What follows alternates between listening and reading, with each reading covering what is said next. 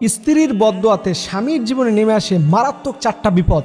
অনেক স্বামীরা জানেই না যে সে তার স্ত্রীর উপরে জুলুম করার কারণে যে বিপদগুলো তার জীবনে আসতে পারে। 1 নাম্বার, কোনো স্ত্রী যদি কেঁদে কেঁদে আল্লাহর কাছে তার স্বামীর বিরুদ্ধে কোনো অভিযোগ দেয় যে আল্লাহ, আমার স্বামী অনর্থকভাবে জুলুম করতেছে আমার উপরে, এটার ফয়সালা তুমি করো। কোনো স্ত্রী যদি তার চোখের পানি ফোঁটা ফেলে, তাহলে ওই স্বামীর জীবনের এটার ফলাফল যে কত কঠিন হবে ও নিজেও জানে না। নবীজি বলছেন, ইত্তাকি দাওয়াতাল মাজলুম ফাইন্নাহু লাইসা বাইনাহা ওয়া বাইনাল্লাহিল হিজাব। নবীজি বলছেন, মাজলুমের দোয়া আল্লাহর আরশকে একবার স্পর্শ করে, এখানে কোনো পার্থক্য থাকে না, হিজাব থাকে না।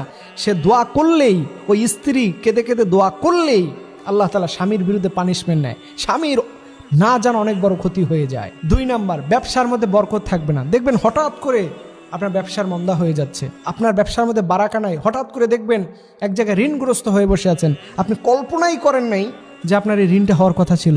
ওই যে আপনি স্ত্রীর সাথে খারাপ আচরণ করেন, স্ত্রীকে প্রতিদিন গায়ে হাত তুলেন, স্ত্রীকে বকাবকি দেন, আর স্ত্রী যে চোখের পানি ফেলে আল্লাহর কাছে চুপি চুপি বলে আল্লাহ আমাকে ধৈর্য দাও, এই আল্লাহ ধৈর্য চাওয়ার মধ্য দিয়ে আপনার জীবনের 12টা বাজায় দিবে।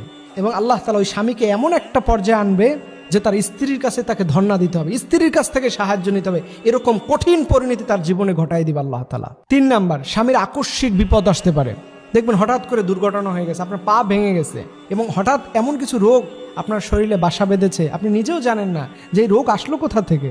এর জন্য আমি আপনাদেরকে বলি, যারা স্ত্রীর সাথে খারাপ আচরণ করেন, খবরদার, সাবধান হয়ে যান, সাবধান হয়ে যান। স্ত্রী কিন্তু খুব সেন্সিটিভ জিনিস।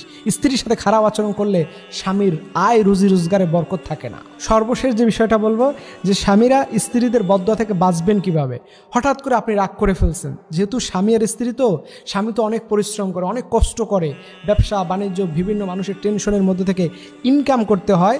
ঠিক এই সময় আপনি স্ত্রীর কাছে ক্ষমা চাইবেন, বলবেন আমি তো ভুল করে ফেলছি, তোমার সাথে আচরণ করাটা ঠিক হয় নাই, কিন্তু বিশ্বাস করো আমার মন মেজাজটা ভালো ছিল না, আর তুমিও কথা বলে ফেলছো, যদি উচিত ছিল এইভাবে তোমার সাথে যেন কথা না বলি, কিন্তু বলে ফেলছো, আমাকে মাফ করে দাও। স্ত্রীর কাছ থেকে ভুল হওয়ার পরে যদি ক্ষমা না চান, স্বামীরা মনে করবেন না যে আপনারা পার পেয়ে যাবেন। যে কোনো সময় যে কোনো অবস্থাতে আপনি গ্রেফতার হতে পারেন, আপনার লাইফে 12টা বাজতে পারে। এর জন্য আমি আপনাদেরকে অনুরোধ করে বলবো, সদা সর্বদা স্ত্রীর সাথে ভালো আচরণ করুন। রাসূল বলছেন, খয়রুকুম লিআহলি ওয়ানা খয়রুকুম লিআহলি, আমি সবচেয়ে সেই ভালো যে তার পরিবারের কাছে ভালো, আর আমি নবী আমার স্ত্রীদের কাছে সবচেয়ে ভালো। সুবহানাল্লাহ। এর জন্য ভাইদেরকে আমি বলবো, নিয়মিত ভালো আচরণ করুন, দেখবেন আল্লাহ তাআলা আপনার পরিবারের উপরে, ফ্যামিলির উপরে শুধু বরকত দিতেই থাকবে।